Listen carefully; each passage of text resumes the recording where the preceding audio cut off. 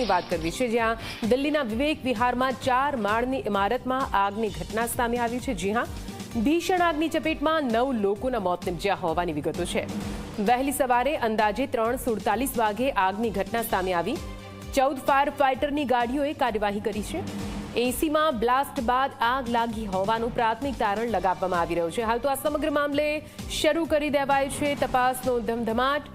10 થી 15 લોકોનું રેસ્ક્યુ કરી લેવામાં આવ્યો છે, બચાવી લેવામાં આવ્યા છે, પરંતુ આ દુર્ઘટના એટલી ભયાનક જેમાં 9 લોકોના મોત નિપજ્યા હોવાની વિગતો છે। આપને જણાવી દઈએ, ભરપૂર ગરમી અને ગરમીની વચ્ચે એસીનો ઉપયોગ પણ સતત વધી રહ્યો છે અને આ પૂરી દુર્ઘટના પાછળ પણ એસીમાં બ્લાસ્ટ બાદ આગ લાગી હોવાનું જ પ્રાથમિક તારણ વ્યક્ત કરવામાં આવી રહ્યું છે।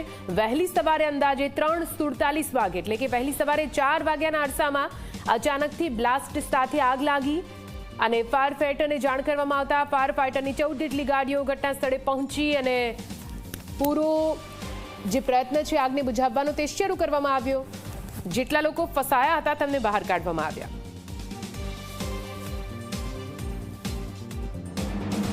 ये अर्ली मॉर्निंग एक आग की कॉल थी जिसमें कि फायर टेंडर आए और आने के बाद में इन्होंने यहाँ पे देखा कि आग पूरी तरह जब काबू में आ गई है तो अभी इसमें ये तलाश की जा रही है कि इसमें कितनी कैजुअल्टी हुई है। उसी के तहत अभी 3 से 4 शव बरामद किए जा चुके हैं। आगे और तलाश इसकी जारी है। सर, आपके पास कॉल कितने बजे आई थी? कॉल ये मॉर्निंग अराउंड 4 बजे के आसपास की है।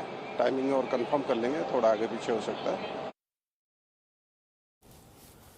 તો આપ જુઓ, દિલ્હીમાં ભીષણ આગની આ ઘટના, રહેણાંક વિસ્તારમાં આગ લાગી। એક બિલ્ડિંગમાં એસીમાં બ્લાસ્ટ થયા બાદ મોડી રાત્રે 4 વાગ્યાના સમયમાં આગ લાગી હોવાનું અનુમાન છે અને 9 લોકોના ઘટના સ્થળે મોત નિપજ્યા છે। આપ જુઓ, દ્રશ્યમાં પણ તમે જોઈ શકો છો, મોટી સંખ્યામાં ફાયર બ્રિગેડનો કાફલો તો અહીંયા તૈનાત કરી દેવામાં આવ્યો છે। ફસાયેલા લોકોને બહાર કાઢવામાં આવ્યા, પણ છતાં પણ આ જે દ્રશ્યો સામે આવી રહ્યા છે તેના પરથી અંદાજો લગાવી શકીએ છીએ કે કેટલી આ વિકરાળ આગ જેણે 9 લોકોને ભરખી લીધા।